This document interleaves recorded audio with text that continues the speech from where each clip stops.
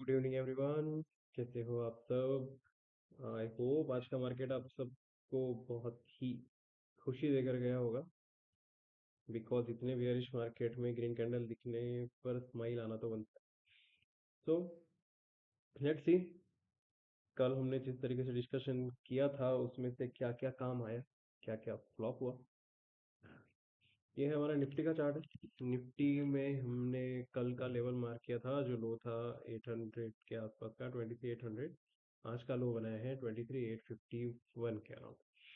तो मार्केट ने आज एक हायर हाई फॉर्मेशन किया है, हायर लो फॉर्मेशन किया है। डाउन ट्रेंड के हिसाब से अभी हायर लो फॉर्मेशन हुआ है। अब आज की रैली के पीछे के रीजंस क्या है? तो एक तो फिन निफ्टी के एक्सपायरी से शॉर्ट कवर्स हुए हैं, डेफिनेटली 100% इसमें बाइंग नहीं है। ये भी याद रखें कि ये पूरी बाइंग कैंडल नहीं है। ठीक है, बायर्स ने पुश किया है बॉटम से, जस्ट बिकॉज बाइंग लेवल था, बायर्स ने पुश किया है। बट दैट डजंट मीन कि ये सारी की सारी बाइंग है। ओके, जैसे अभी ये बैंक निफ्टी का चार्ट में दिखा, ये एक चैनल फॉर्मेशन में चल रहा था। अब इसका मतलब क्या हुआ? चैनल फॉर्मेशन चल रहा है, इसका अर्थ ये है कि इस प्राइस पे भी स्टॉप लॉस है,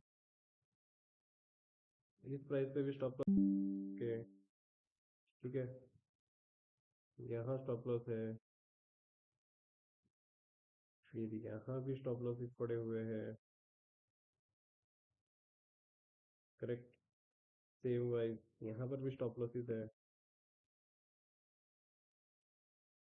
तो कोई भी आदमी पोजीशन बना के जा रहा है तो वो स्टॉप लॉस लेकर तो जाएगा ही। तो चैनल के फॉर्मेशन में यहाँ पर स्टॉप लॉसेस थे, बाइंग का पुश आया। ओके, हैवी कैंडल बनी। और मेन चीज, 1 बजे के बाद, 1 बजे की कैंडल है ये।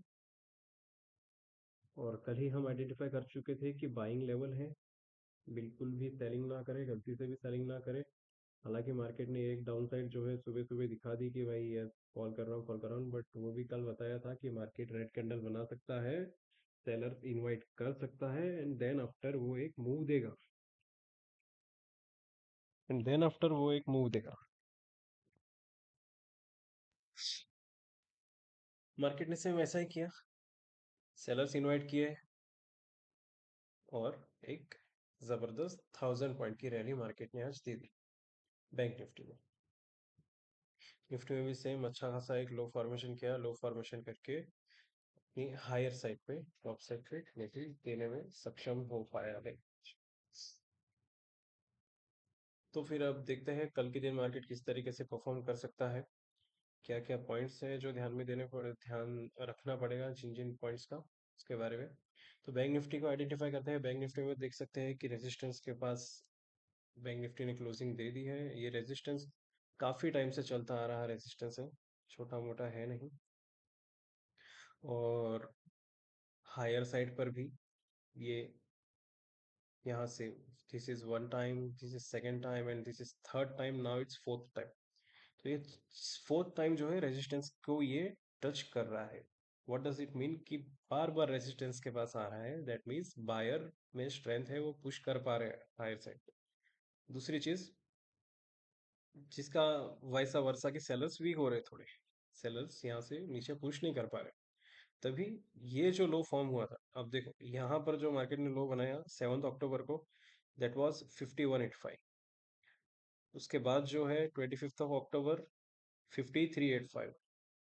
देन आफ्टर अब जो बनाया है फॉर्म, लो बनाया मार्केट ने, दैट इज 5876, और you can say 885 also, just for remember. 385, 5885, the first was 5185. So slowly buyers are grabbing the market, buyers जगह बना रहे बैंक निफ्टी में। करेक्ट, तो इसका एक ये आउटकम आता है कि यहाँ से इस लेवल को अब मार्केट एनी टाइम ब्रेकआउट कर सकता है। ओके, दैट डजंट मीन कि कल जाके सीधा कॉल उठा लेंगे अपन, वो बिल्कुल भी नहीं हो सकता। उठाने पर स्टॉप लॉसेस तो वैसे भी मार्केट खाने की आदत है।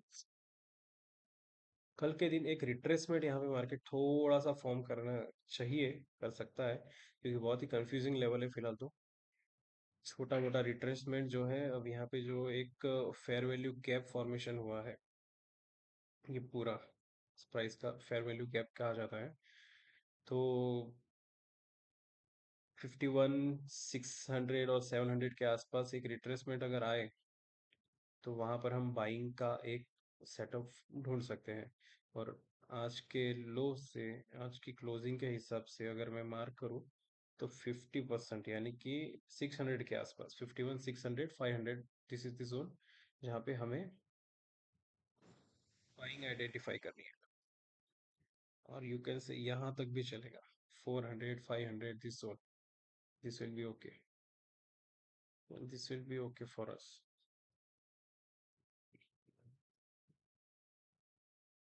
ठीक है, तो क्या समझे हम लोग अभी तक कि आज की रैली जो है 100% बायर्स नहीं है, यहाँ तक किसी ने बाय किया हुआ नहीं है। फर्स्ट कैंडल में बायर्स होंगे जो 600 पॉइंट्स तक लेकर आए हैं, बट देन आफ्टर भी इस जो है कंटिन्यूस ये स्टॉप लॉस कटे हुए हैं लोगों के, जो है शॉर्ट कवरिंग जो हुई है, उस वजह से हमें ये रैली देखने को मिली है। और दूसरा में आज जो बोरोसिल का ट्रेड था, जो कि बहुत अच्छा चला, उसके बारे में बता देता हूँ। बोरोसिल का ट्रेड जो काफी सही तरीके से चल गया हमारा, उसका बाइंग का रीजन मैं बताता हूँ क्यों हमने वो बाई किया। क्यों 470 का लेवल दिया, और हम नीचे का भी लेवल दे ही सकते थे ऑब्वियसली उसमें, और भी नीचे से हम उठा सकते थे एक्चुअली उसको। हमें उसमें थोड़ा सा बाइंग करने में लेट हो चुका है, बट दैट्स ओके। रैली तो की है मार्केट ने आगे, तो नेवर रिग्रेट। निफ्टी के लेवल्स मार्क करके रखता हूँ सो दैट कंटिन्यू करूँगा। ठीक है, पहले निफ्टी खत्म कर लेते हैं निफ्टी के बारे में। निफ्टी ने भी आज सेम फॉर्मेशन किया है, एक लो बनाया था कल का जो है 23,817 का, आज जो बनाया है ये 850 के आसपास का, so higher low formation Nifty ने किया है। निफ्टी ने भी जिस तरीके से कल हमारी बात हुई थी,